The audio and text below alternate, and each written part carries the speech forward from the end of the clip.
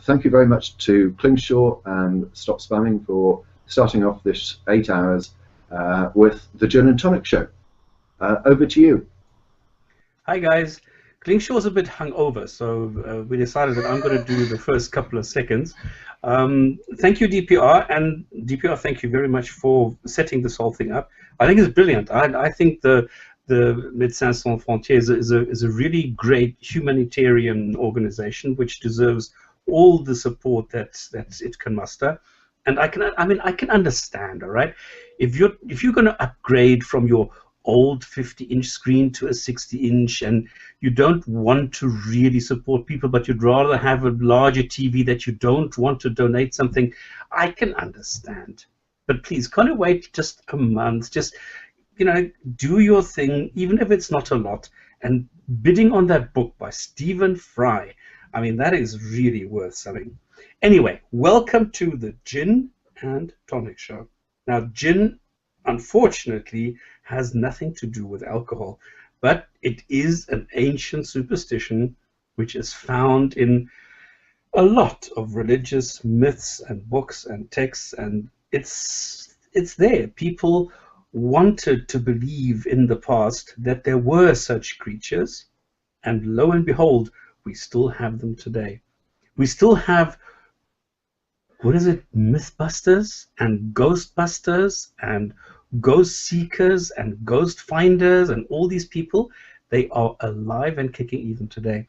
So anyway, what we are is the jinns which are specific to Islam, the jinn which are specific to the Quran and the Sunnah. Now what we do is we concentrate on Islam, but that does not mean that we bash Muslims. That does not mean that we try and refute Islam or prove Islam wrong. No, that's not what we do. What we try and do is provide an objective information source for Islam.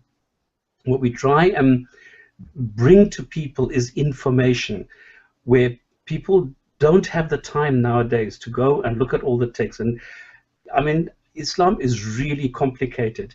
If you look at Islam, it is an ideology, it is a socio-political system, it is a political ideology, it is a worldview and a religion, where the religion or parts of the religion goes and determines the other elements.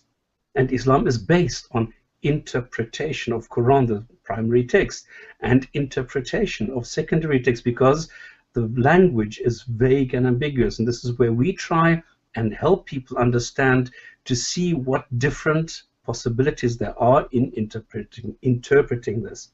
Now, we are people from different walks of life. People like me who, I mean, yes, I've been in Islamic or Muslim majority countries.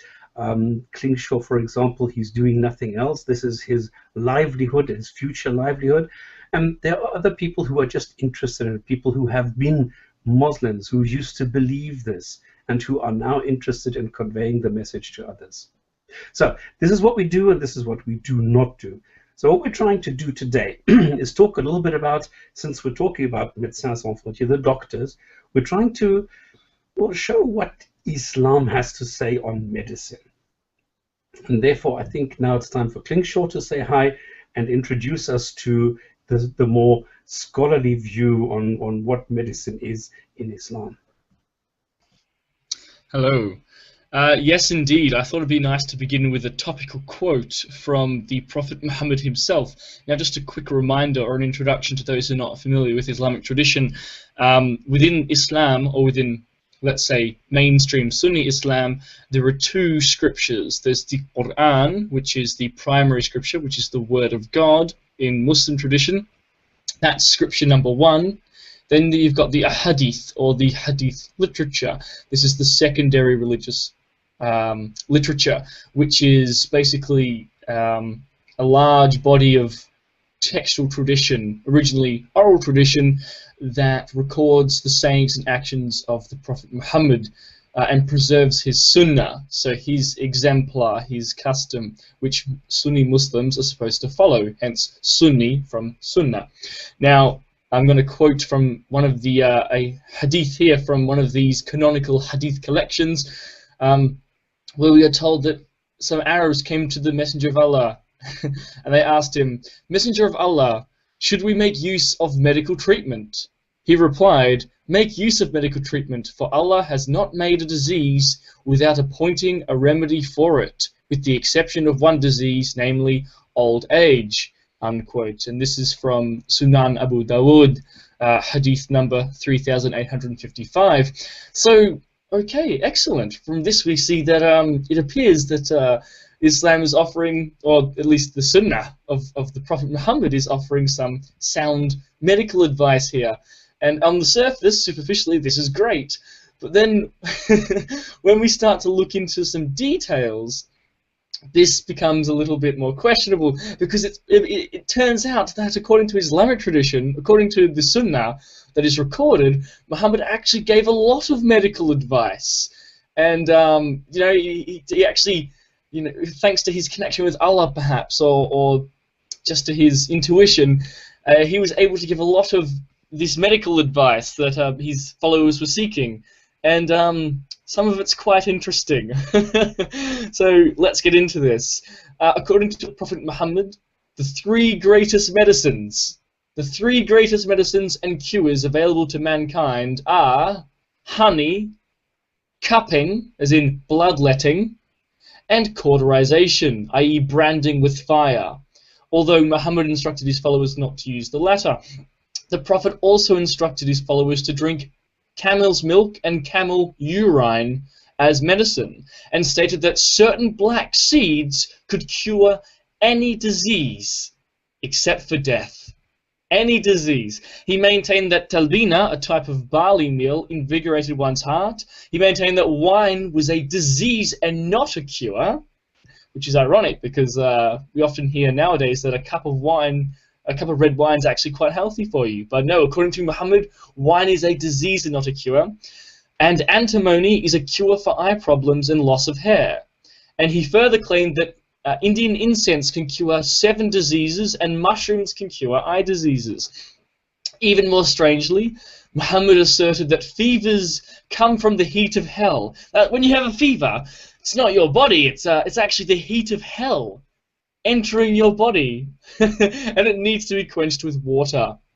Muhammad also lauded prayer and recitations of the Quran as viable medical cures for snake bites, scorpion stings, and the curse of the evil eye. Incidentally, don't you know, the evil eye is real. It exists, and the cure for that is prayer and recitation from the Quran, among other things.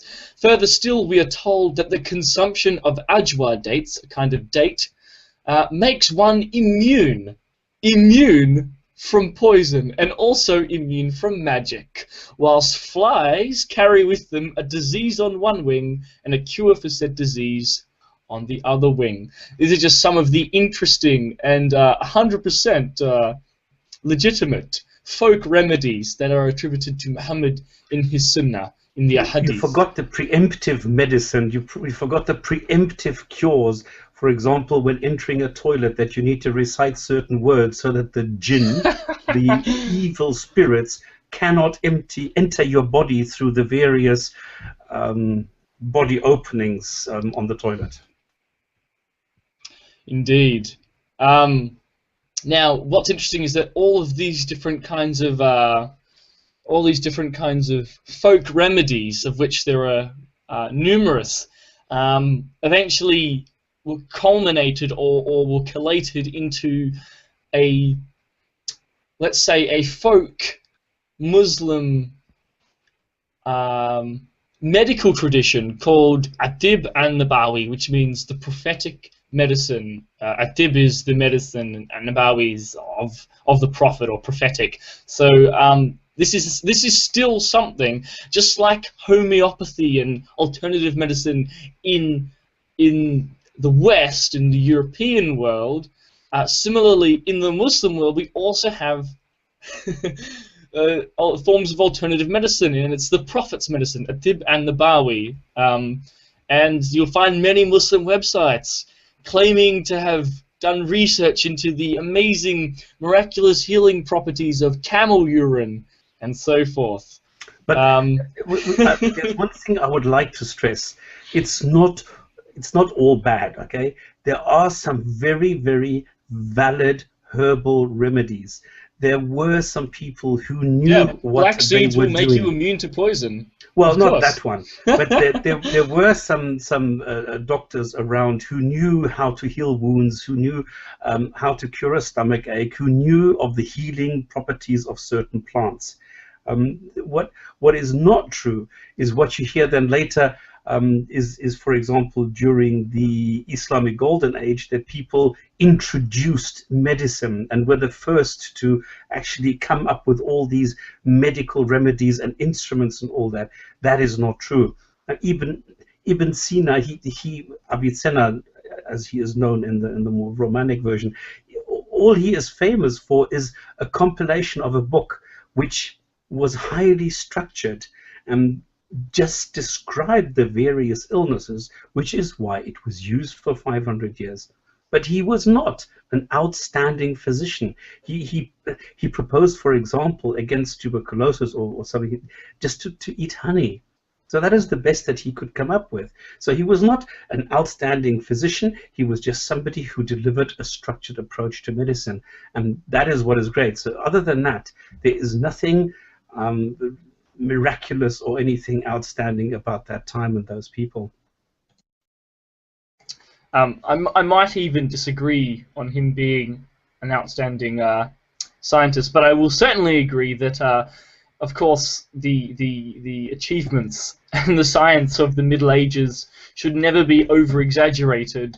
And I mean, even all the great physicians and doctors of the Middle Ages, despite some of their good advancements, particularly, well, specifically in the Muslim world, often medical practice was infused with all these folk remedies that I just mentioned before, which was often part of mainstream medical practice, just as astrology was often intermingled with astronomy, alchemy was often intermingled with chemistry, and so on and so forth. Can I just make a very quick comment? Number one, if you have started taking out your wallet and just extracted your credit card, don't let anything stop you. You can go and click on the links. You will not miss any part of the show. You can still hear us. You will lose our beautiful faces and my wonderful burqa for a second, but please don't let that stop you from entering your credit card numbers and donating some money to Médecins Sans Frontières, the Doctors Without Borders. The second thing is, if we're talking about a particular topic on Islam and you would like to know more about this, you can contact us now and here, and if you want to ask specific questions, go ahead and do so.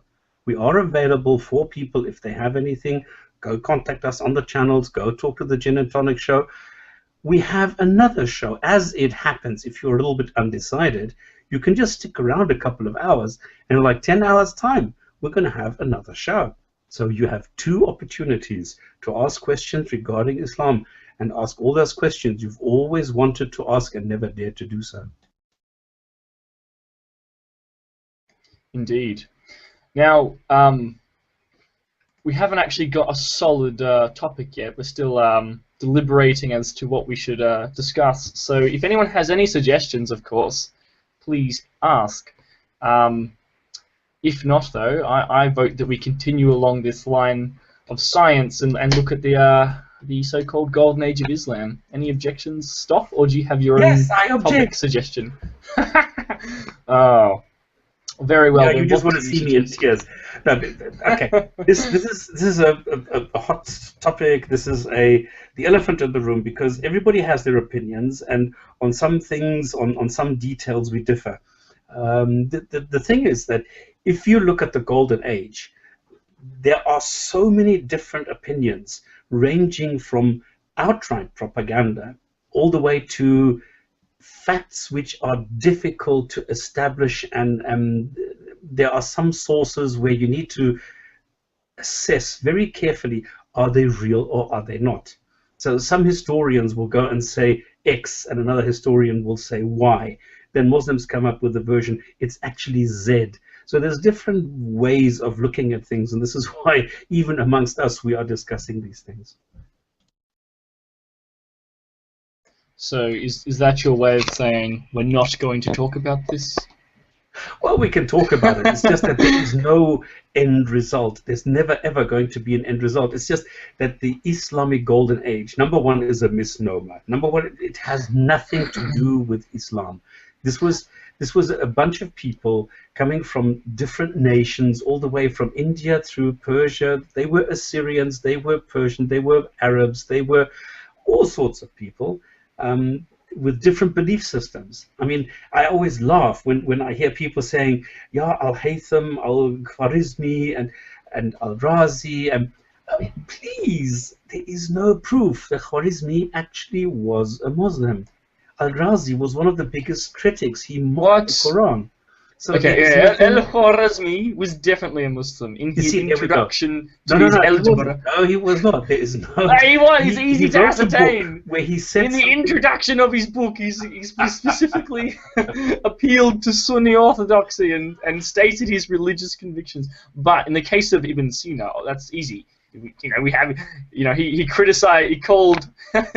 He criticized religion and called people who followed religions women and old men or something like that. Or Al-Mari, who said there's two classes of people, or humans, intelligent without religion, or without intelligence and with religion. I mean, I don't think he was a Muslim. Oh no, Al-Ma'ari was definitely, at the very least, a heretic. But actually, some people are actually suggesting topics in the Magic Sandwich Show chat box or room. For example, Anon2824 says, "Why does the Quran talk about Alexander the Great?" And yeah, I don't know the answer to that. It has something to do with. It's another show-off topic. There are a lot of topics in the Quran which, what we need to understand is the historical context.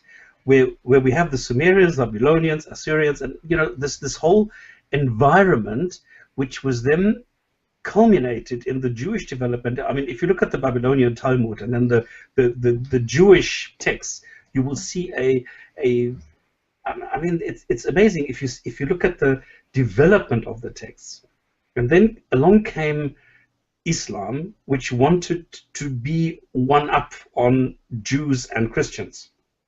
So what they did is they took the texts and tried to integrate the knowledge of the time. That's why you find these things like this famous thing of Nutfa, Alaka, and Mudga, which showed the level of the knowledge of the Greeks, or of the knowledge of that time and of the era. And this is what the Quran integrated, which you don't find in the Bibles, which you don't find in the older texts, where the Quran tried to be one stage more modern than the Bibles. And this is why you find contemporary things in there which you don't find in the others. And then this Zulkarnain, this Alexander the Great, we don't know if it's Alexander the Great. All right, it doesn't say the name. Yes, it doesn't say the name. Definitely 100% Alexander the Great. It is an interpretation. It is an interpretation. I mean, what a coincidence that it is, but it's not 100% sure. It doesn't say the name. 99% sure. Come on. I'm just saying it doesn't say the name. I agree with you that it is Alexander the Great, with the twin horns, but it doesn't say the name. Again, it's an interpretation. What a coincidence that the story it tells is the story of Alexander the Great. And he's called what Alexander the Great was popularly called throughout the Middle East. Well, what a coincidence. It must be some other two-horned one who went from east to west and built a giant wall for Gog and Magog. It must be a different Alexander the Great. No, I agree with you, but I said there is a theoretical possibility. I'm being objective, okay? I'm saying it doesn't say so. I'm saying that it is an interpretation, and I'm also saying that there is no evidence that the Gog and Magog ever existed. There is no evidence that the sun sets in a murky, muddy water somewhere, and he saw this. I mean, all these are interpretations, but that's the way that it works. You need to go and look at the context. You need to go and look what it says. Then you go and look at the hadiths. You look at the tafsir, all the explanatory commentary, and what all the sunnah, what Klingshor explained just now. So there's a lot of things that you need to take into consideration. Okay, how many people are watching? It says 70 people are here. But I now have some more interesting discussion points. Anon just a quick reminder, if you wish to donate, please do so. If you're watching on YouTube, go to the magicsandwichshow.com, or it's actually www.magicsandwichshow.com. I think there should be links where you can donate, and yeah, or if you're currently here on the website, it's all the details on the right hand of the screen.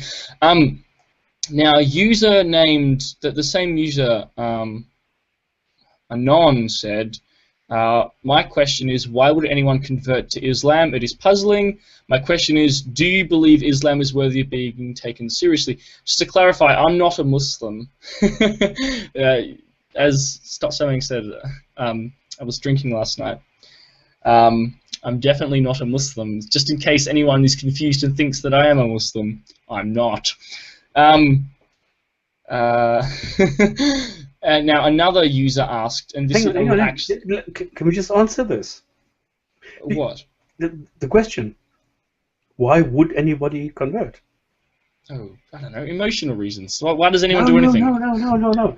The thing is, if you are in any way inclined, if you are like into the spiritual world, if you find that there should be a purpose, if you find that there should be some sort of existence for your soul, or if you think that dying and just sort of evaporating is not your thing, then you are inclined. I mean, you've got a selection of different spiritual resources that you can turn to.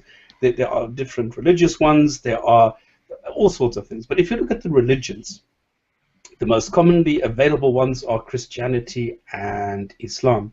If you look at Christianity, I mean, Christianity really does not make much sense. If you think about the figure, the Jesus figure, who never really existed, who is just in a, like a character in a book, and who then says, well, you need to love your parents, but you need to hate your parents if you want to come through me, who says, don't steal or lie, and then he steals and he lies. It doesn't make sense.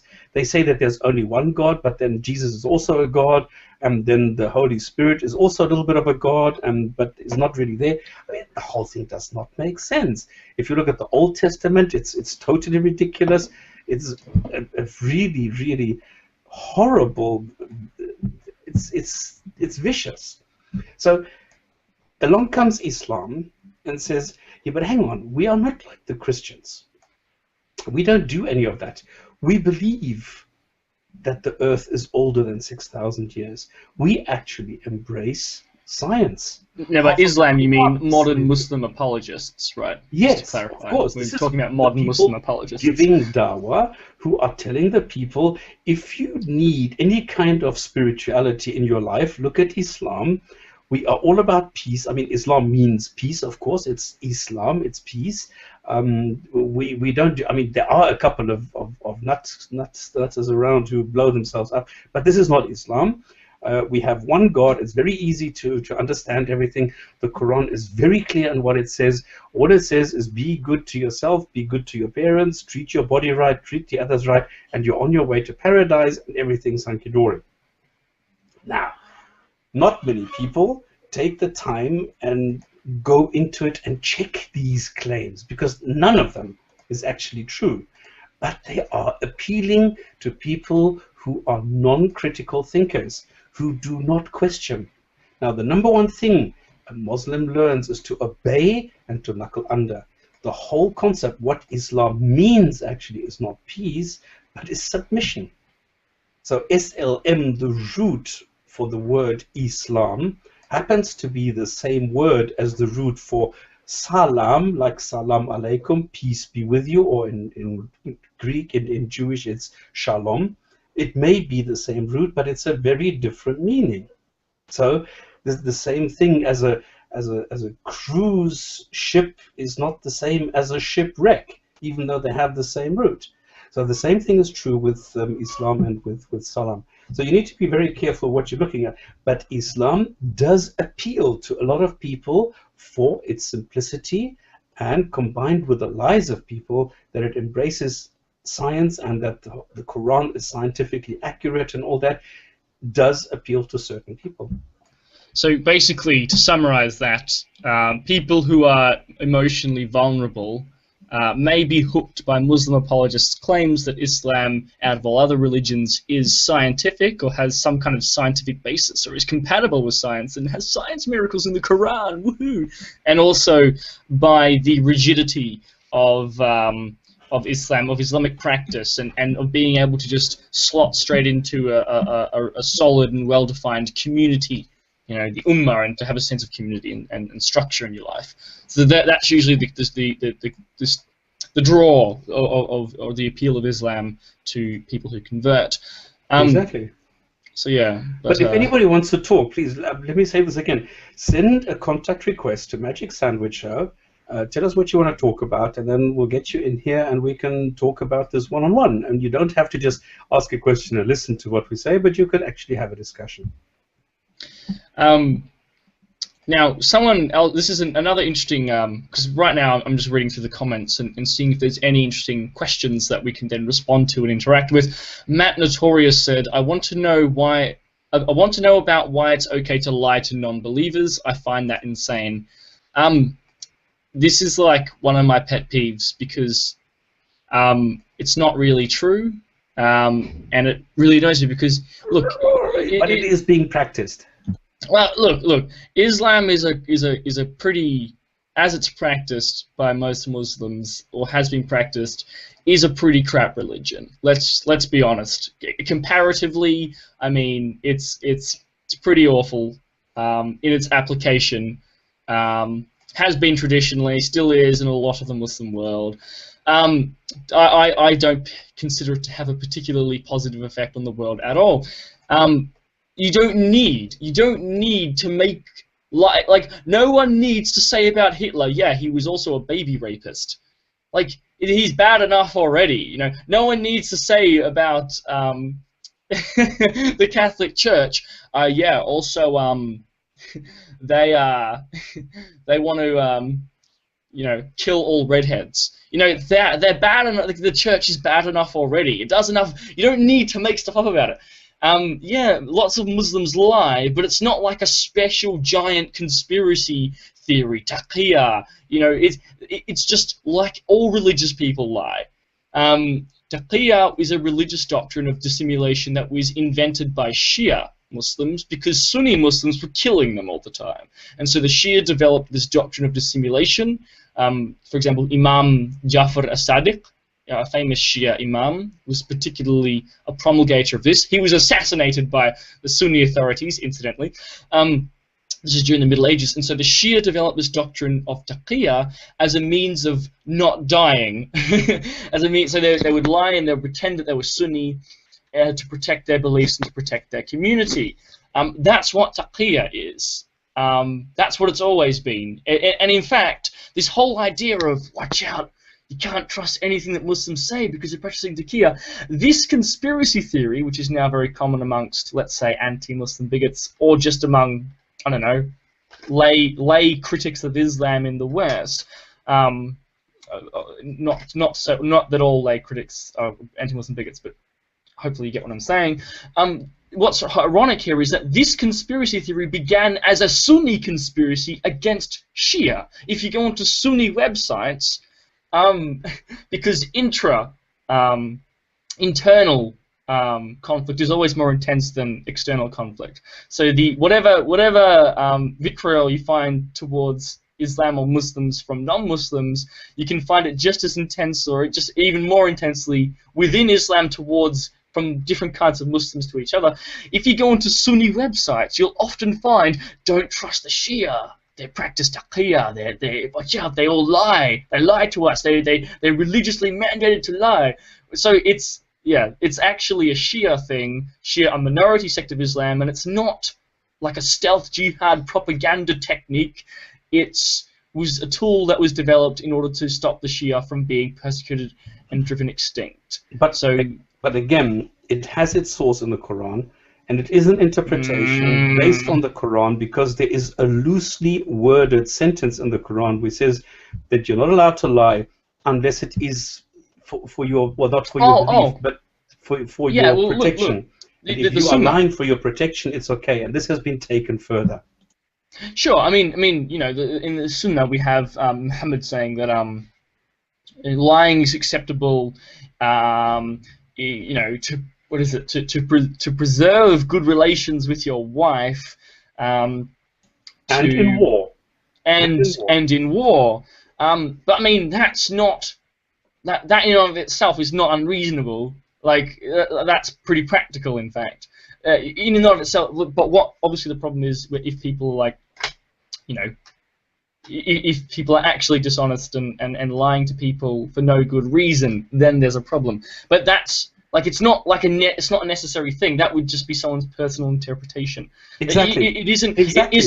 It isn't legit. No, it isn't fair to, or no, it isn't correct to say that there's a big doctrine of deliberately lying to non-believers to spread Islam. That's just it doesn't exist. It can be abused. Sure, of course. We have the problem of the interpretation, because the interpretation of what warfare is now up to the individual. Because now we have the Taliban who are going crazy again, because they are now saying that why don't all Muslims go to America and perform little acts of terrorism like what we had in Boston? Because like that, America is tying up resources and is getting poorer and poorer because they need to pour more and more money into this. So what they are saying is Islam is at war because Islam is being attacked. And Islam is being attacked by the USA and by Israel. So it is a matter of interpretation of what is warfare or wartime, or when these wartime commands actually apply. Because a lot of Muslims say, yeah, but these commands are only available during wartime. Well, a lot of Muslims are saying we are at war. There you go. I just want to stress though that it's not like a coherent or well-developed doctrine within Sunni tradition or anything like that. This would just be an individual Muslim's interpretation. I mean, you can see it's no different really from like the Bible, where Paul says, you know, be all things to all people. You know, like when you're talking to the Jews, be like a Jew. When you're talking to these people, be like these people. Like what we have in 1 Corinthians 9. 19 to 23. So it would, like, a Christian could interpret that and be, yeah, you know, I'll pretend to be like the people I'm talking to in order to convince them of my religion. So again, it's not like a coherent doctrine in Christianity where all Christians are ordered to go out and lie to all non-Christians to spread Christianity, but it is something that someone could interpret from the text, right? Personally. Same with Islam. I just wanted to stress that point. But look, there are plenty of Muslims who lie. There are plenty of Muslims who just deceive people to spread their religion. But it's not like it's a special doctrine from like Sunni Islamic tradition, because it just doesn't exist. It's not there. That's just what I wanted to stress. All right, what else should we talk about? Let me peruse the comments again.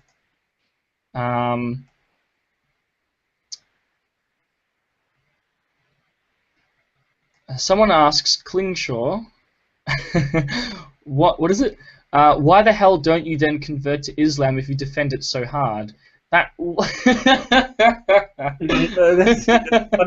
Wow, what a good question. Yeah, because I am just an Islamophiliac, you know. I mean, I have a whole YouTube channel devoted to criticism of Islam. I have YouTube videos talking about how the Quran. Criticism. Well, I would like to think it is accurate criticism, fact-based criticism, you know, critical analysis of the religion of Islam. I have videos where I argue that the Quran and the Sunnah and Islamic tradition and Islam in general allow and condone marital rape, for example. I'm not Yeah, I defend Islam so hard I should just convert okay, to no, Islam. hang on. Okay, what I said in the beginning is we try not to bash. We don't try to refute. We don't try to show that everything is wrong. No. What we're trying to do is we try to be objective, and we try to show, I mean, where credit is due, we do give credit. And it's not a matter of saying everything about Islam is bad. No, because Islam does provide positive input. It does tell people not to lie. It does tell people to respect others. It does tell people to obey like basic hygiene and things like that. So there's a lot of good that can come from Islam, and it does say do not kill yourself, do not do that. But unfortunately, there's also the other side.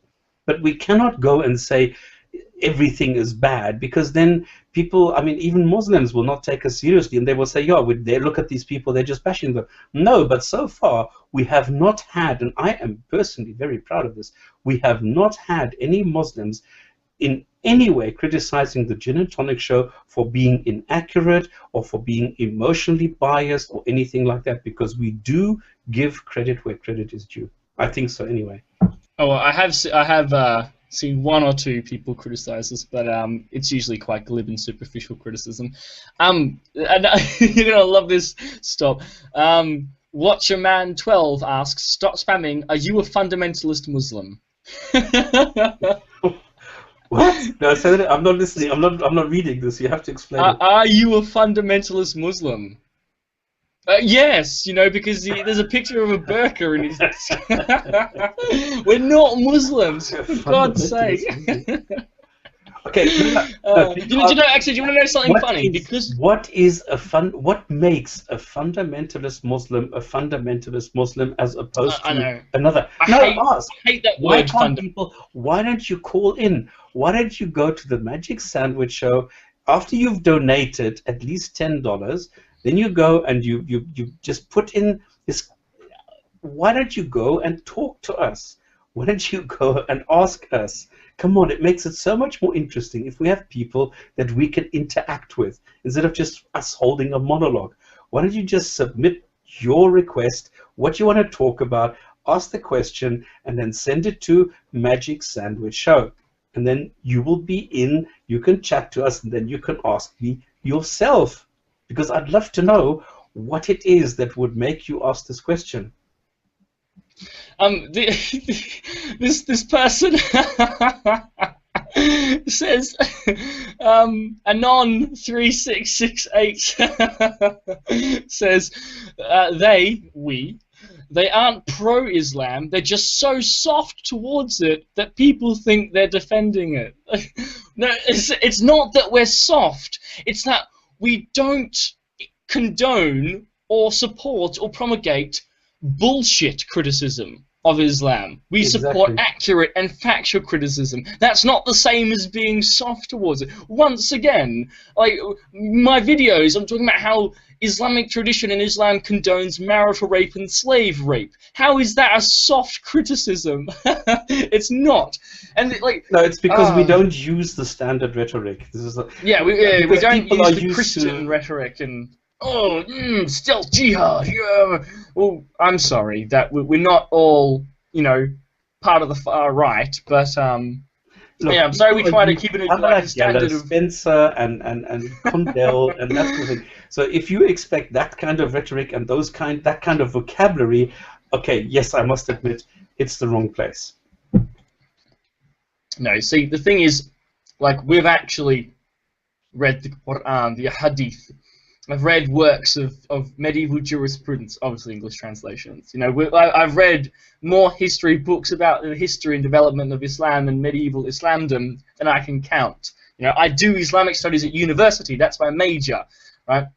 If you want, you know, legitimate criticism of Islam, this is the place to go. If you want alarmism and popularism and empty rhetoric, go over to, you know, some of these ranting YouTube channels or to someone like, I don't know, Condell and Geller and so on and so forth. Okay. What about Tommy Robinson? Come on, we don't use that. Tommy Robinson, like, and again, like, I've written about Muslim immigration for those who are interested. You can find my blog, klingshor.blogspot.com, where I've written about some of the real legitimate issues that can arise from Muslim immigration. And there are some issues that are distinctive to Muslim immigration, right? It's like, but real facts, not just alarmist propaganda. I don't know. And anyway, come on. I actually spent time there. All right, I've just been and I have friends. I know people. I mean, if I go to KL in Indonesia, I spend time there, and I speak the lingo. I know the accent.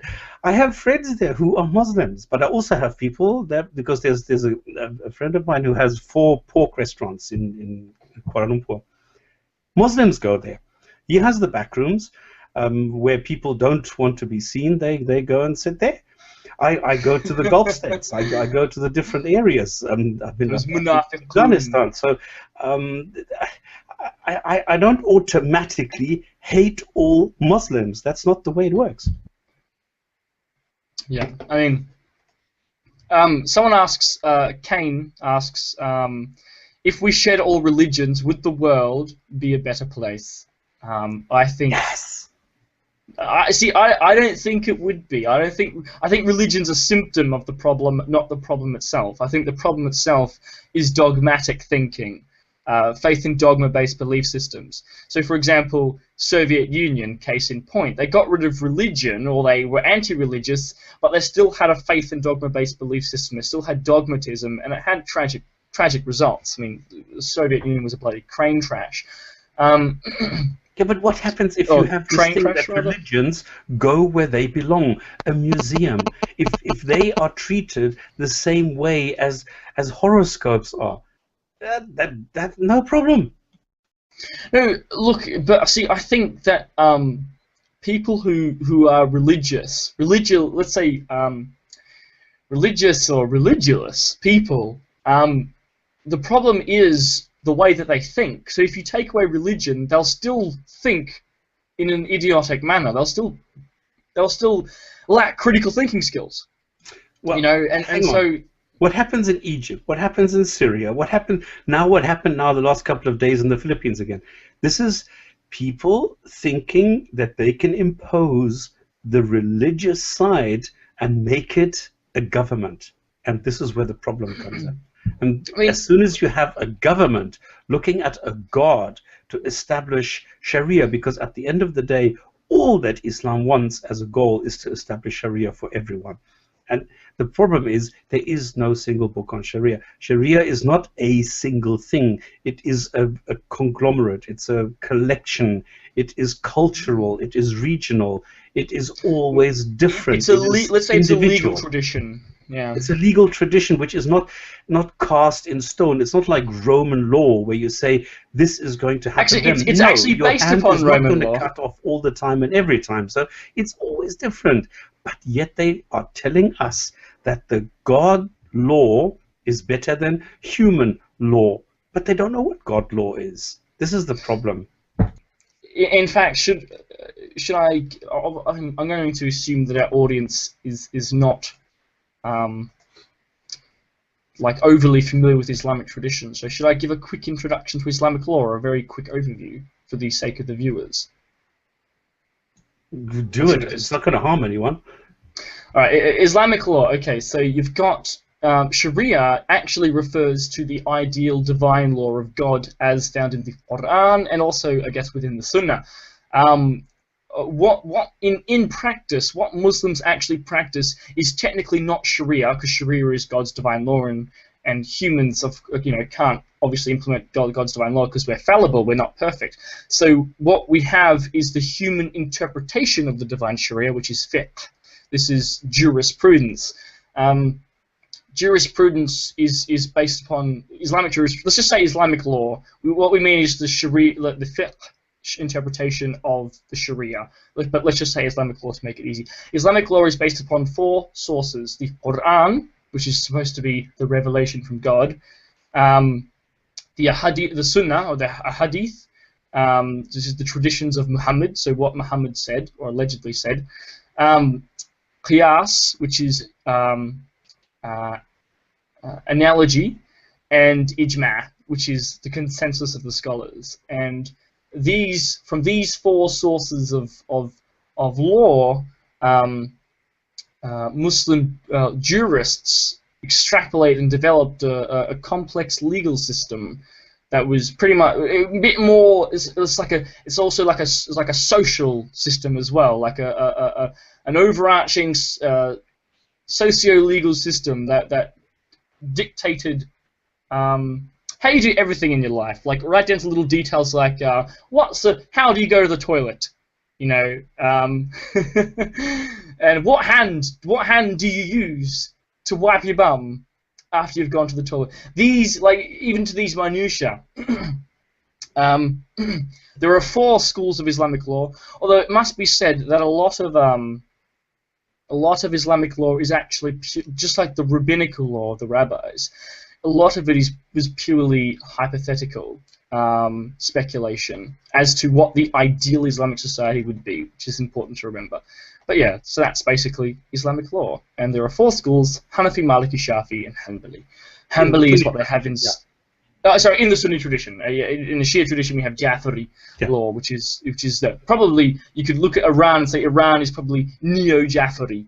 The theocracy there, the legal tradition they buy into, is the Jafari tradition. And this is a very good point to make, because in Syria, for example, it's totally different. There you have so many subgroups that nobody really knows anymore who is doing what in Syria. So this is what makes Syria so incredibly complicated. And like, obviously, people frame it as a Sunni-Shia conflict in Syria, because quick note, there are several kinds of Shia or Shi'i Muslims.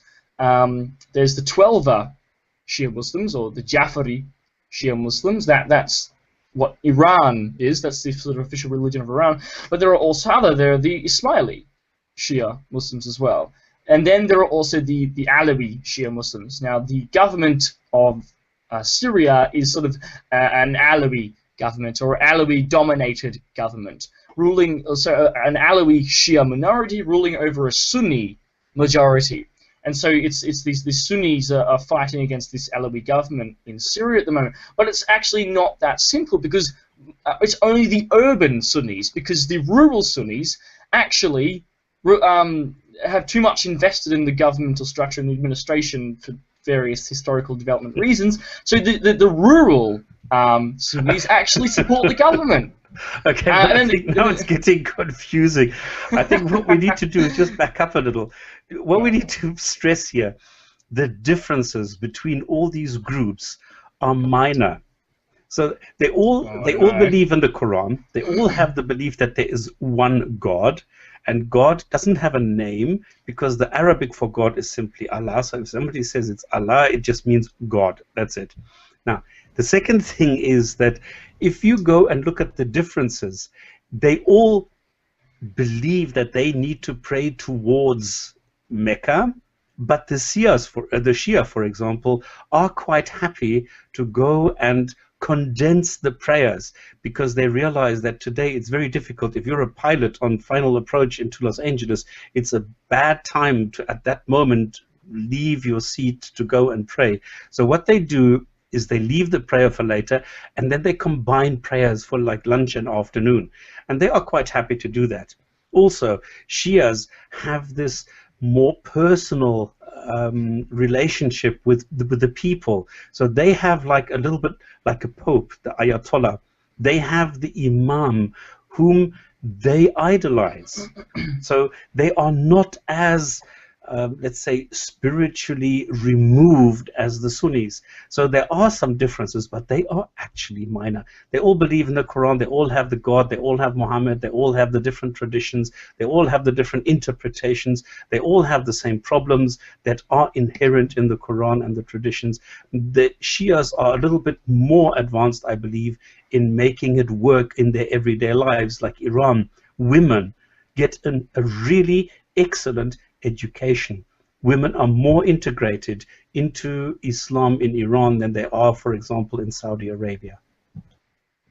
Yeah, I would say that the differences between Shia and Sunni and all that are probably a rough analogy would be between Catholics and Protestants, for example. Same Bible, but different interpretations and different doctrines. Yeah, I don't think we need to go into that. But basically, to summarize Syria, what we have in Syria, we actually have Al-Qaeda, which is the extreme of Sunni Islam fighting against Hezbollah, which is the extreme of Shia Islam, which I think is hilarious, but also quite sad.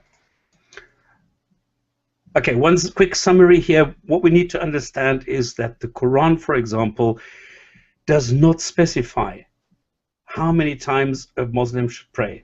It just says Muslims should pray. It does not specify how, when, where, and how many times. This is then human-made. The Quran does not specify that women have to cover everything except hands and the face. This is then specified by humans later on. The Quran does not specify that you need to go on Hajj in Ramadan, during Ramadan, to Mecca, blah, blah. It does not specify that. Muhammad is only mentioned 4 times in the entire Quran by name. Mecca is only mentioned once in an obscure side sentence. So all these things are man-made. They do not come from the Quran. So these fundamental things are not in the Quran itself. This is something that everybody needs to understand. Interesting note on the man-made bit about like women's coverings. For example, the pre-Islamic Roman historian Tertullian recorded how the women of Arabia wore burqas before Islam. In fact, pretty much what I would say is that, interestingly enough, there is nothing new in Islam, essentially. Very little of what you find in Islam is not is original. Almost everything, even all the law, most Islamic law evolved out of Roman law and rabbinical law and provincial Roman law in Iraq and the Levant. Well, and the cultural law, yeah. Yeah. For example, you know, the Quran is a composite of. It contains a lot of pre-Islamic texts or narratives. You know,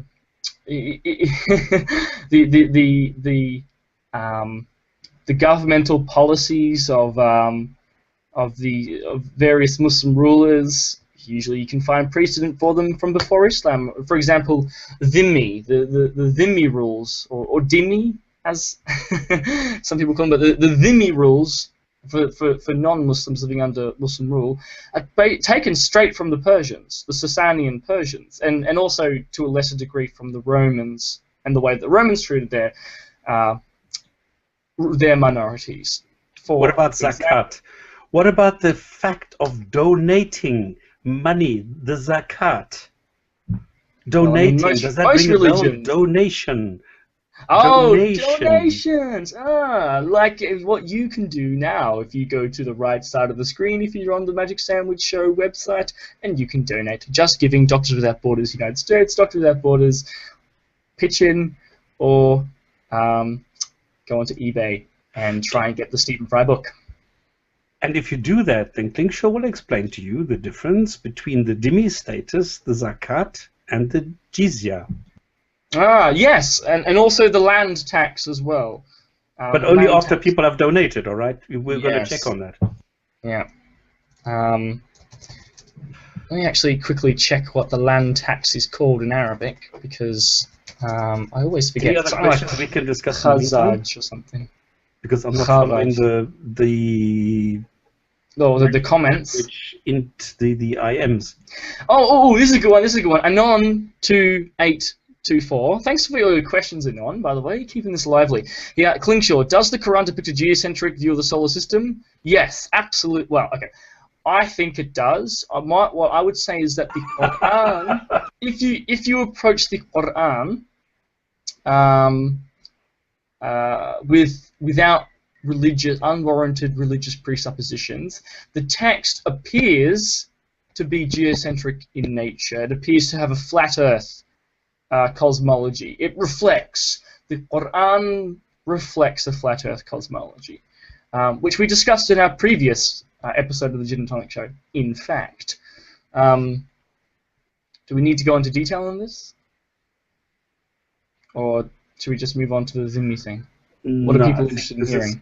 Okay, the text does not say that Earth is spherical or flat. The text does not say that the sun is in the center and we are rotating around. No, but the whole text only makes sense if it is in fact a flat Earth. The entire text only makes sense if sun and moon are orbiting around Earth and both are the origin of a light. Yeah. For example, just to give some people some interesting examples, the Quran describes heaven. First of all, heaven and the sky are actually the same word, sama. In the Quran, which is interesting, the heaven / the sky is described in Surah 2 verse 22 and Surah 40 verse 64 as bina, which means a raised structure, a dome, a roof. In Surah 21 verse 32 and Surah 52 verse 5, the heaven / the sky is described as saqf, which means a roof or a canopy. And it is for this reason that also, I mean, there's many verses. We could go into this in lots of detail. For example, that's the sky. What about the earth? The earth is described as sutihah, which means in Surah 88 verse 20, which means to be made flat, to be flattened, to be spread out. Daha, which means to roll out, to spread out, to expand, to widen up. And taha, farasha, mada, muda, etc. Spread out, flat, flattened, expanded. And I mean, there's so many. For example, I think for me, what I find the most convincing, well, one of the most convincing things to me that indicates this flat Earth, this geocentric flat Earth model, is the issue of shooting stars. According to the Quran, essentially. Let's see, Surah 15 verses 16 to 18 says that God has adorned the heavens / the sky with constellations protected from devils. These devils, those basically, there's a whole bunch of Quranic verses that talk about how God's up in heaven, right, heaven / the sky, chatting to the angels, and jinn, remember how we discussed jinn at the beginning, jinn would creep up and try and overhear the heavenly assembly, and to steal information, and so. Well, it could be amongst the gods. Maybe, and so to stop this, God assigned shooting stars to knock down the jinns away from the heavenly assembly and to keep them from overhearing this information. This model really only makes sense if you have a flat Earth with the dome or the heavens above, and so the jinn go up and they try and listen to the heavenly. Like heaven is in a fixed location in the sky, you know, at the top of the dome, and then the jinn go up and they try and overhear what the heavenly assembly is saying, and then the shooting stars, which are the stars which are around, you know, stud the dome, would shoot at the jinn and drive them away. And these stars are lower than the sun and the moon. So on a lower level. And the other thing is that you need to face the sacred place, which is being interpreted as being Mecca.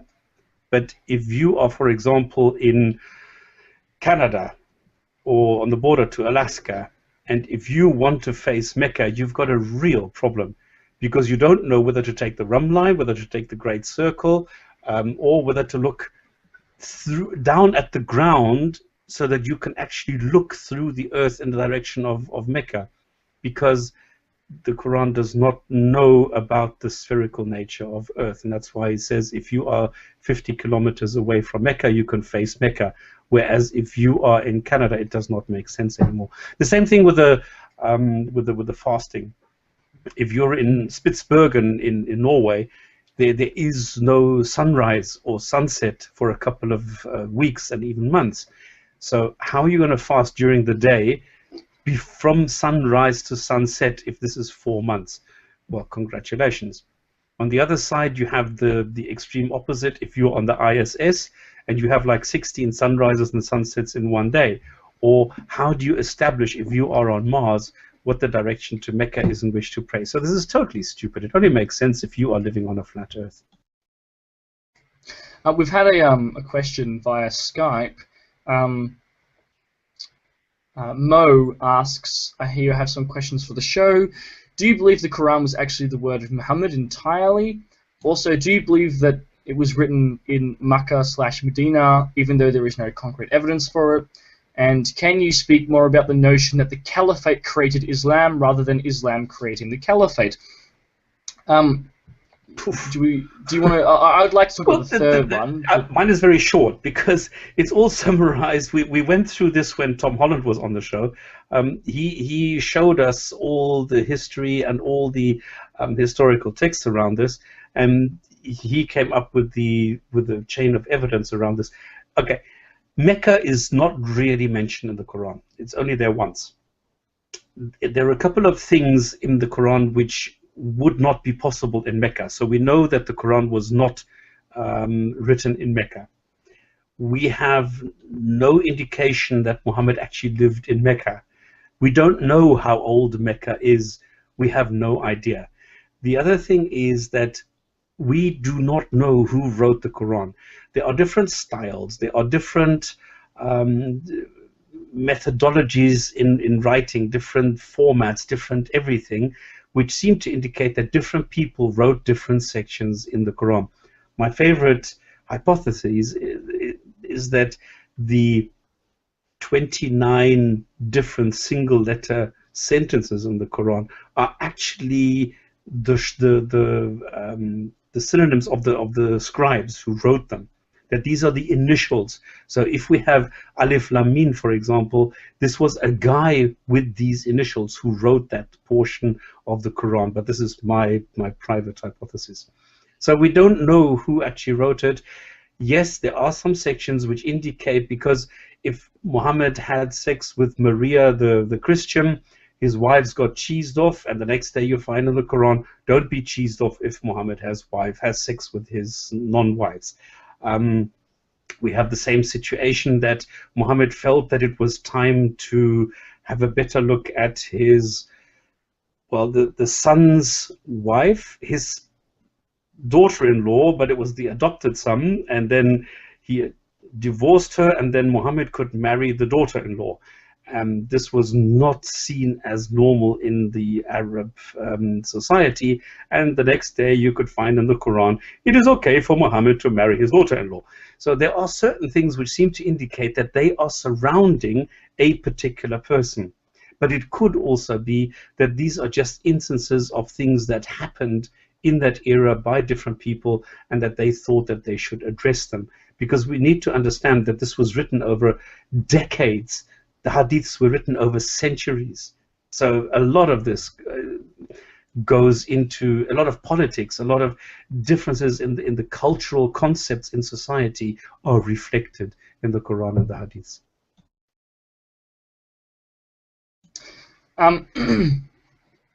Yeah, I agree with some of that, disagree with others, but you know, interesting stuff. But I'd rather, for me, basically, Stopspamming answered the first two questions, I think. I would like to answer the third one, which is, can you speak more about the notion that the caliphate created Islam rather than Islam creating the caliphate? Okay, so for those who don't know, basically this is how it ran. Muhammad was engaged in lots of military conquests and raids and skirmishes according to Islamic tradition. When he died, he controlled a lot of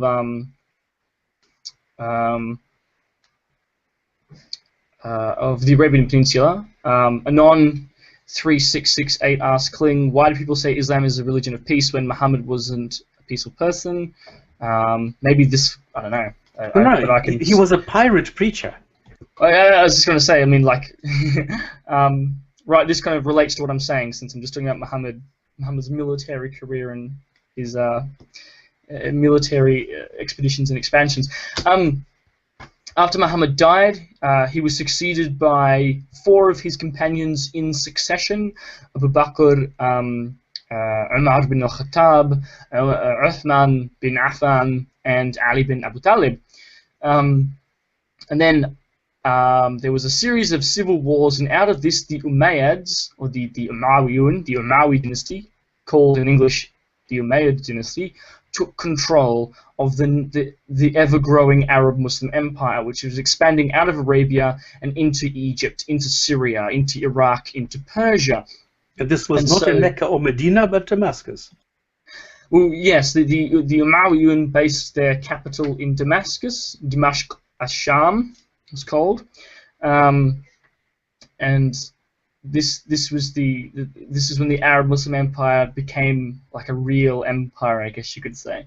And the Umayyun ruled for about a century before being overthrown by the Abbasiyun, the Abbasid dynasty, who came out of Khorasan, who came out of eastern Iran, and took over the empire as a new dynasty, the Abbasid dynasty. And this is when you see the golden age of Islam begin, in fact, in 750 onwards, if we can use that term without wincing.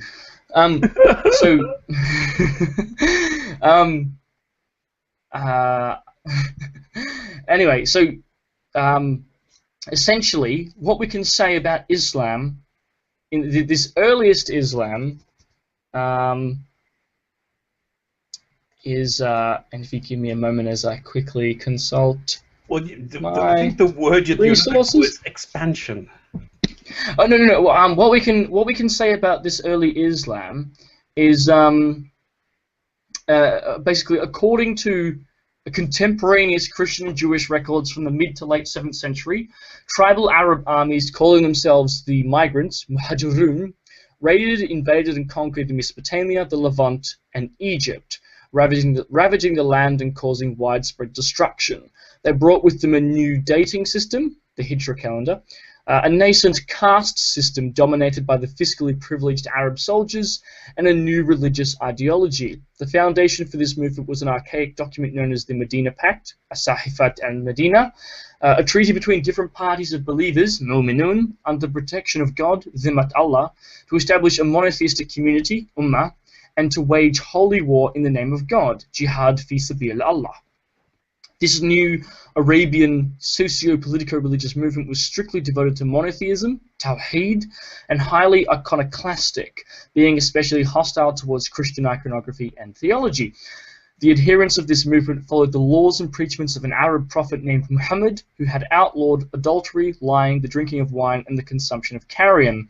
Muhammad's early movement contained several Jewish tribes, and his ideology, influenced by Jewish eschatology, was essentially apocalyptic in nature, anticipating the imminent return of the Messiah and the end of days. The Abrahamic heritage of the Arabs, held to be the descendants of Hagar,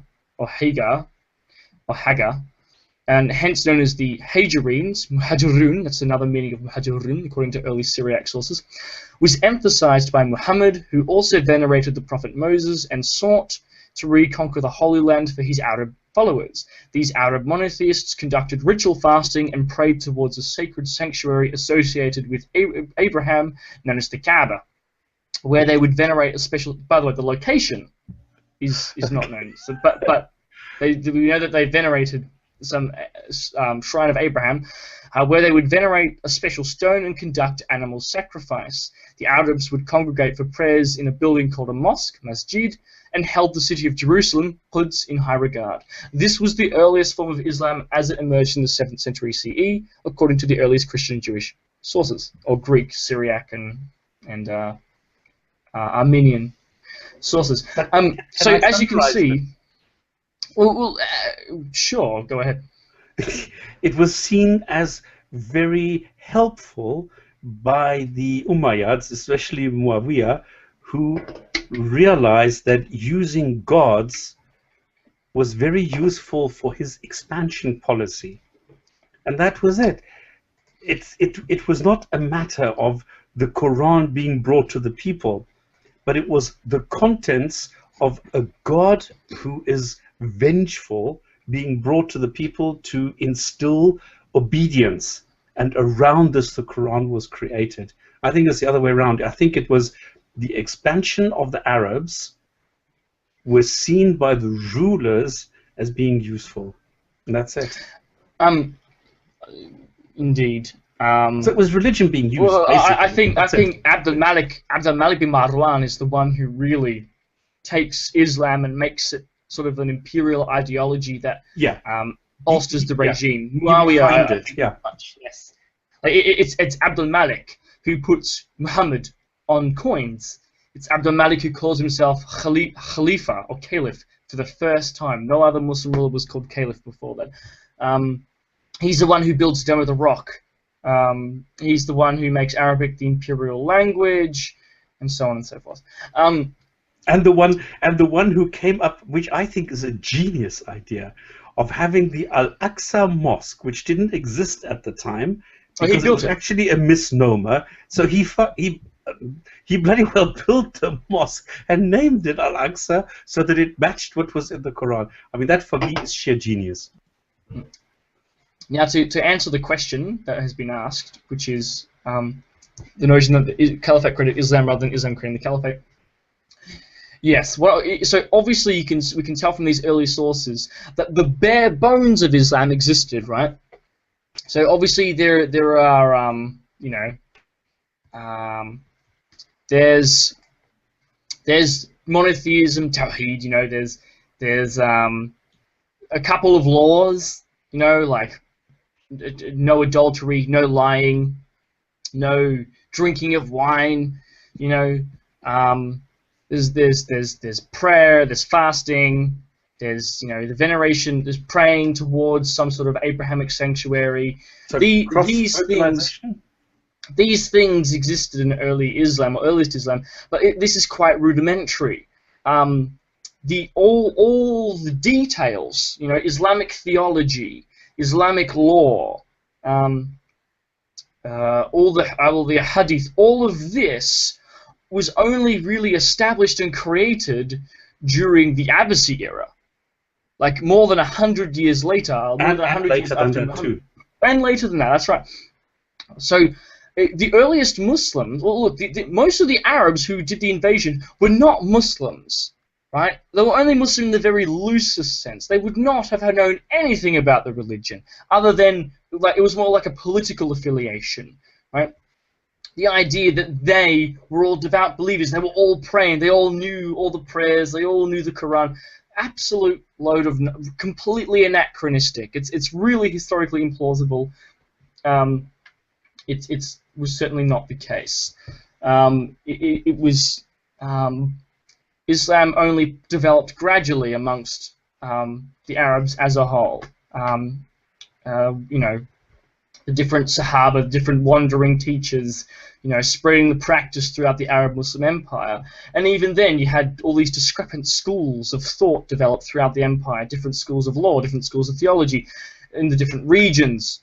So the earliest hadith collections, all from the Abbasid era, all the Kitab al-Muwatter of Malik bin Anas, the Musannaf of Abdul Razak as-Sanani, for example. These are all from after the Abbasid revolution. All the major jurists, I mean, Malik was operating. Obviously, he was operating before the Abbasid era, but his work of law was written after the Abbasid revolution, and it was really all the schools of law were really only developed by the students of all the Malik bin Anas, these early great jurists, Abu Hanifa, Ash-Shafi, all during the Abbasid era. The theology was only properly developed during the Abbasid era. So even though, sure, Islam, the religion, dates from before the Caliphate, from before this empire, but it's this empire, it's the Persians and the Persian traditions and the Jewish traditions and the Christian traditions in the empire that really culminate and develop into Islam and all the details of Islam, all this Islamic law evolving out of, not really from the Sunnah, but more out of provincial Roman law, for example, or provincial Persian law, as is dhimmi. The dhimmi system is a great example of that. In fact, the Umayyad, and this is quite interesting, what the Umayyads did, this first great dynasty of Islam, is that they, and just a quick reminder, you should donate, guys. Just a quick reminder, the charity links are on the side, so please, if you find this interesting, or if you wish to help out Doctors Without Borders, please feel free to subscribe. If you don't think this is interesting. Yeah, by all means, you can still help someone somewhere. The Umayyun, the first great dynasty of the Arab Muslim Empire that developed after Muhammad's death and the expansion of his immediate successors, the Umayyun, all they did was, when they took over Egypt, Syria, from all this territory from North Africa to India, they didn't impose much law on anyone, right? All they did was altered the system so that the new political elites were Arab Muslims who received all the booty, all of the taxes, the land tax, the Kharaj, which is the land tax, and the Jizya. Just go into it, because we've only got 10 minutes left. Why don't you now go and solve the problem with the taxes, the Jizya and the Zakat? Okay, so now Islamic tradition claims a precedent to Muhammad, but Islamic tradition dates from the Abbasid era, whereas what we more likely have is just a continuation of Sassanid Persian practice, because they also demanded tribute in exchange for fealty and thus the protection of non-Zoroastrian communities within the Persian Empire, who were generally, allowed to retain their own religious practice and so on and so forth.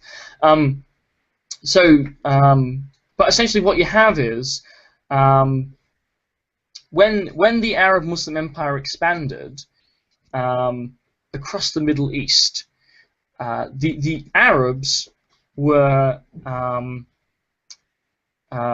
established as a warrior elite, the elite warrior caste ruling over the ruling over the empire, the Middle East. And so they established these colonies. They built these colonies throughout the Middle East: Basra, Kufa, Fustat, these barracks cities, these army cities, where they was to be separate from the Persian and the Egyptian and the Roman populations that they controlled, because they were the elite. They wanted to be distinct and special, and so the Arabs were now the elite, and the Arabs imposed, or I guess continued from their predecessors, a land tax. So on all non-Arabs were subject to a land tax, the Kharaj, right? All sedentary peoples had to pay a land tax, and all non-Muslims, right? So the Christians and Jews and Zoroastrians, in order to continue to live and well, they were just, because they were non-Muslims, yeah, for protection and their continued existence, they had to pay the jizya, which is the poll tax. Now, what ended up happening, interestingly enough, is that many Arabs, particularly in Persia, settled down and actually intermingled with the local population, and thus became subject to the land tax, the Kharaj. Similarly, many non-Arabs converted to Islam in order to be exempt from the jizya, in order to join this social elite, in order to join this triumphant new religion, and they were still subject to the jizya, because the Umayyads were essentially quite racist. So if you settled down and intermingled with the local population, then you were not a proper Arab anymore, and you would be subject to land tax. And if you were a non-Arab who converted to Islam, well, you weren't a proper Muslim because you're not Arab, so you'd still be subject to the jizya often. And so this was This is the jizya. This is these historic Well, taxes and so on and so forth. Can I Now, just make a small addition? what happened? Huh? Can I make a small addition? A Sure. lot of towns went and said, yes, we embrace Islam, because you need to appreciate that they were approached by a marauding troop, and the word spread very quickly that they were quite brutal. And this is why a lot of people went and said, okay, we will embrace Islam to not be eradicated. But then they would prefer to pay a tax instead of being completely annihilated. And this is why you have a lot of these people who then embraced Islam, but not exactly voluntary or anything, but just simply to survive. So then, after so as I mentioned, these Arabs in Persia were actually, discriminated against by the Arab Muslim government of Damascus, the Umayyun, who wanted to maintain this ideal of an Arab warrior caste, an Arab Muslim warrior caste, the elite of the empire, getting all the tribute and being the social elites over all these non-Arab, non-Muslim subject peoples. Of course, the Persianized Arabs in Khorasan, in eastern Iran, were not happy with suddenly being subject to the land tax, and also the Persians with whom they were intermingling were not happy with the jizya, because even when they converted to Islam, they still were subject to this jizya and discrimination and so on and so forth. So this is where the Abbasid revolution comes from. In 750, the Abbasiyun come out of Iran, they conquer the Arab Muslim Empire from the Umayyads, and under the Abbasiyun, then now anyone can convert to Islam, and if you convert to Islam, you're no longer subject to the jizya, to the poll tax. And so we see this is when the Middle East begins to go from being a Christian region and a Zoroastrian region to a Muslim region. It's actually under the Abbasiyun. And then it's in the Abbasid era that the Muslim legal tradition sort of develops and codifies, yes, the jizya, the dhimmi rules. But in actual fact, where this came from was just the practice of the Umayyads, and which in turn came from the pre-Islamic, particularly the Persians, but also the Romans, which was then later formalized and justified in Islamic terms by later Islamic legal tradition, which is pretty interesting. So are we finishing soon? Last question. Can we wrap up? No, we have 10 minutes. Okay, 10 minutes. Was that interesting? I'm just curious. I mean, I found it interesting, but as the audience, was it interesting to learn about this history of the treatment of non-Muslims and these historic precedents and the origins of these laws? I would hate to have bored people. Left. What is funny is that nobody actually can I jump on the in? show. Sure. Excuse me, I find it fascinating, as I always do, the Gin and Tonic show. But one question that you didn't address, which has always puzzled me. I tried to read the Quran. I got through the first book, which is fairly easy, as you know. It's Allah's great, isn't Allah great? And do you mean Al-Fatiha at the beginning? Great. Yeah, book 1. I then read book 2, which is 286 verses of what seems to me to be totally plagiarized from the Bible. Oh yeah. But then I got to book 3, and I got to chapter. They're called chapters. Chapter 3:7. Are you familiar with that one? Because it's at this stage I just gave up.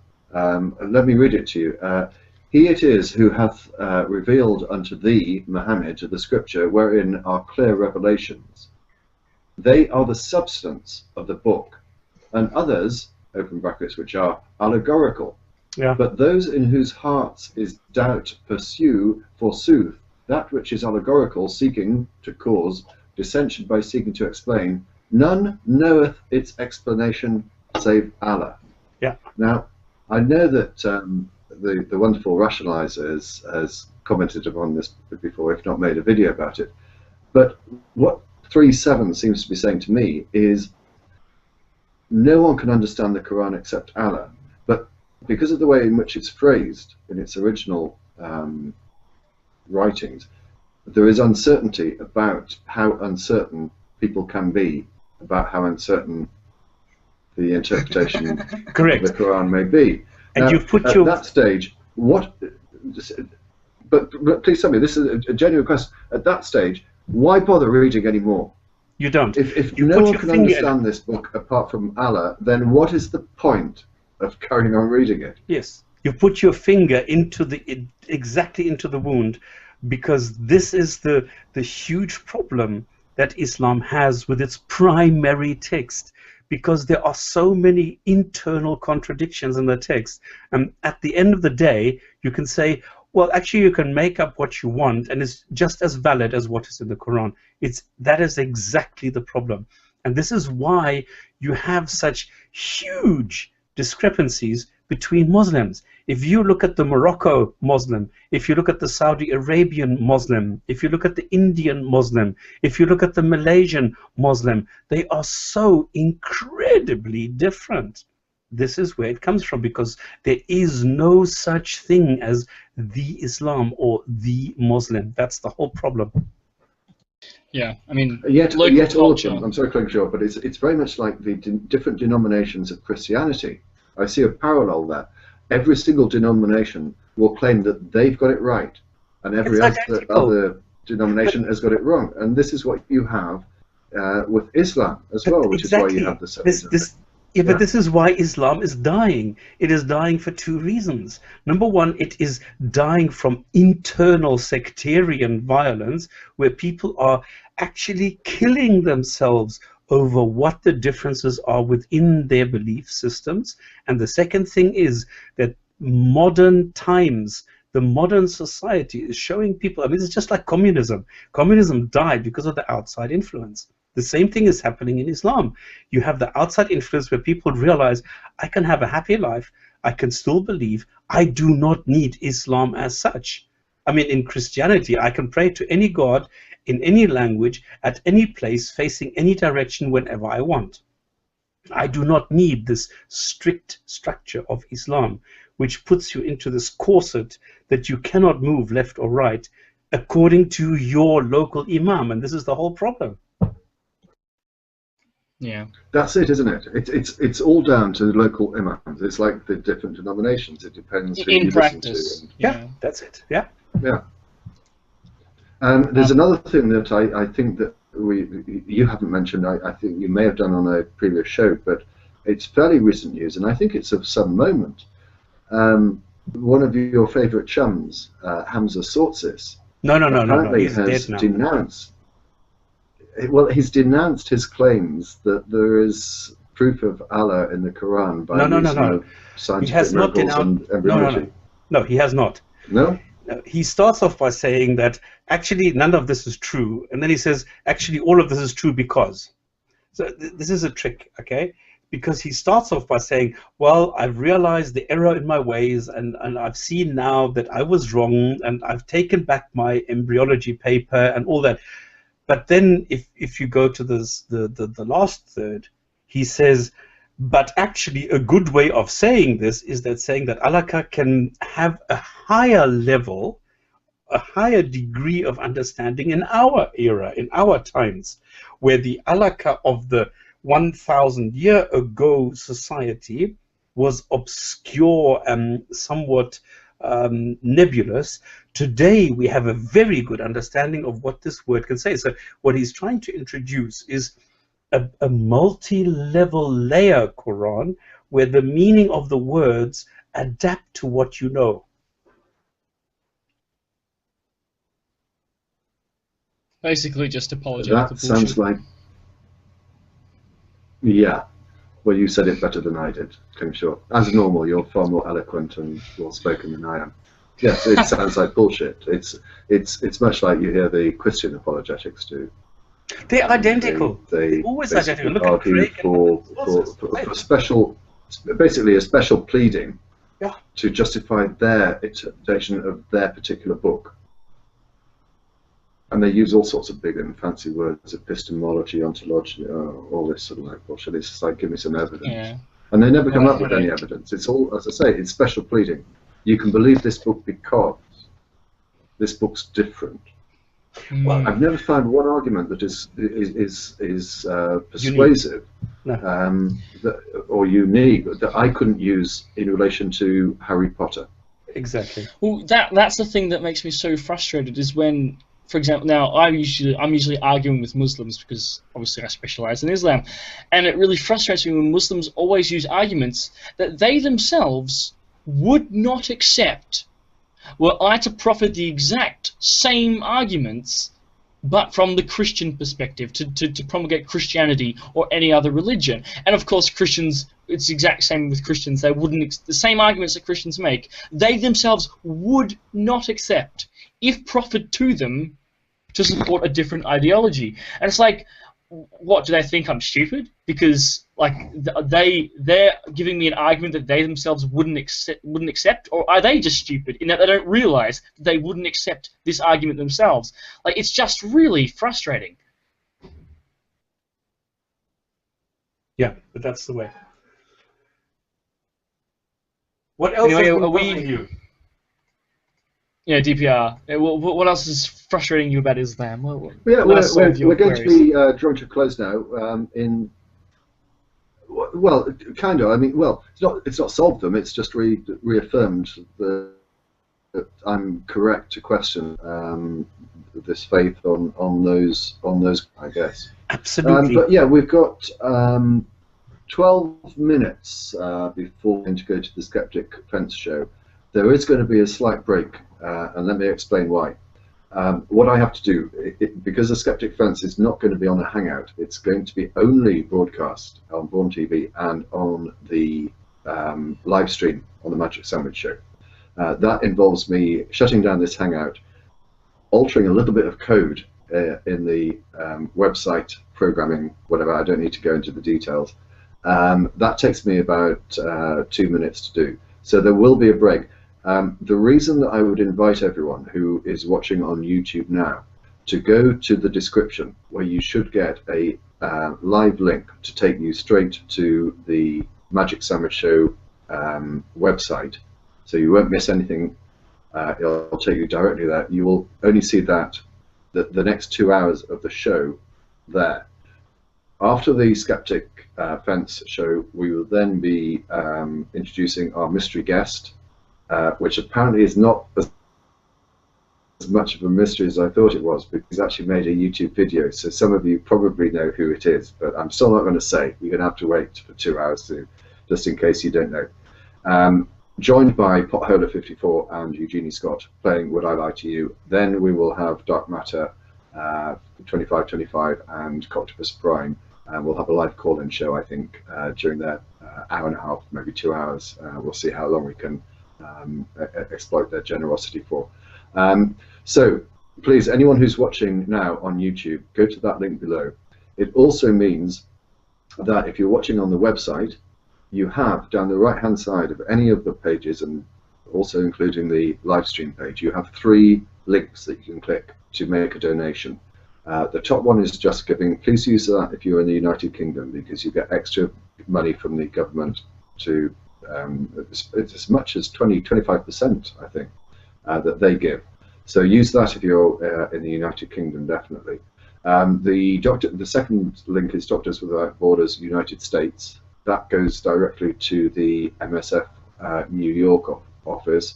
Or if you want to use PayPal, use the pitch-in, which is the third link down. Also, you'll see down the right-hand side, for sale on eBay is the Stephen Fry book. I know that we have normally many things for auction. This is the only one we have this year. So far, we're going to be hopefully doing the full 24-hour program in November, but the reasons I explained before, just simply didn't have the ability to sort out a 24-hour program this September. But this is the book that's up on auction. It's been sent by Stephen Fry, and I'm very delicately opening up to show you that he has signed it. All the best, Stephen Fry. I don't want to open it up fully because otherwise it wouldn't be pristine and new. That's on eBay. And as I say, if you go down to the fourth link down on the right-hand side of the website, you'll see the For Sale on eBay, the Fry Chronicles. I haven't actually checked. I suppose I could do it now, couldn't I? Let's see. Have we had any bids in it yet? Oh, current bid is £10. Well, that's only 2 bids. Come on, it sells for £8.99, and this is signed by Stephen Fry, donated specifically for auction for this charity. Come on, we can do better than that. Anyway, I'll just shut that down. So we've now got 8 minutes to wrap this part of the program up before we get ready for Skeptic Fence. So can I thank both of you, and perhaps finish off with giving a shout out for your own show? Well, we haven't done too well, have we? Well, hopefully we entertain some people, I guess. Just a quick reminder. I don't know how much donations we've got in. I tell you what, we have. It looks as if, and I can only check this on Pitchin directly. There's $120 that have been donated on the Pitchin. Wow! Thank you, just guys. Giving, I'd have, That's really and great. there was only very much for $10 that. before you started, so you've got 110 there. You've also Just Giving has got £60, so that's about great. That's about $100 on there, and the direct donations to MSF. It's taking a while to open up. You've got 25 there as well, so yeah, that's cool. You've got what was it? A couple of $100. Well, Fantastic. guys, thank you. Would have been Much appreciated. Thank you. On Stephen Fry's book. All right, we've still got another 6 hours to go. So I guess that's a good start. Yeah, wrap it up. Give a shout out for your show. All right. And then I'll shut you down. And as I say, we'll move on to Skeptic Fence in 6 minutes' time. All right, well, just a reminder, the Gin and Tonic Show is a weekly online call-in panel discussion show that focuses on the religion of Islam and related topics. You can find out more about us on Facebook at facebook.com/thegin-and-tonic-show. You can find us on YouTube, where we stream live on for our show, which is youtube.com/thegin-and-tonic-show. You can also follow us on Twitter, on twitter.com/thegin-and-tonic.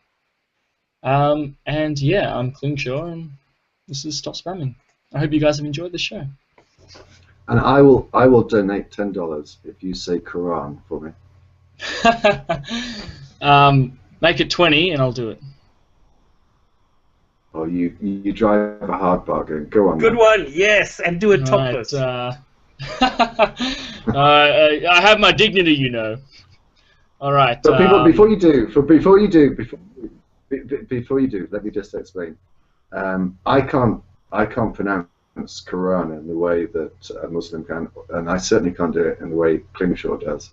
And I've never heard it said so sexily as how Klingshor does it. Go on. All right, guys. For the greater good and for Doctors Without Borders, the worst book that I've ever read in my life is undoubtedly the Quran. Oh God! Doesn't it just? Oh. Quran, Once I've Quran, wiped up the mess, I'll make the donation. Thank you very much indeed. On that bombshell, I'm going to. Actually, yeah, I have to end the broadcast, don't I? Yeah, and then do that. Okay. I think I know what I'm doing. Bye. So again, just so Cheerio. everyone's clear. Oh, sorry. Stop spamming. Last word. Stop spamming. No. Klingshor said it well. No, fine. Okay. All right then. Oh well, no, fine. So as I say, we will be. Let me just make sure I'm clear about it. If you're watching on YouTube, go to the description, click on that. That will take you to the live stream on the Magic Summer Show website. You won't miss anything. There will be a break of about 3 minutes whilst I have to rewrite the script into the website. Why not take that time to press on one of those links on the right-hand side and make a donation to a very, very good cause? Thank you very much. We will, you'll be back with Live Life and the Skeptic Fence Show, and I know that they have 2 hours of enormous amount of fun for you to look forward to. So don't go away. We'll be back in 3 minutes' time. Take See care. you in 9 hours on the Jinn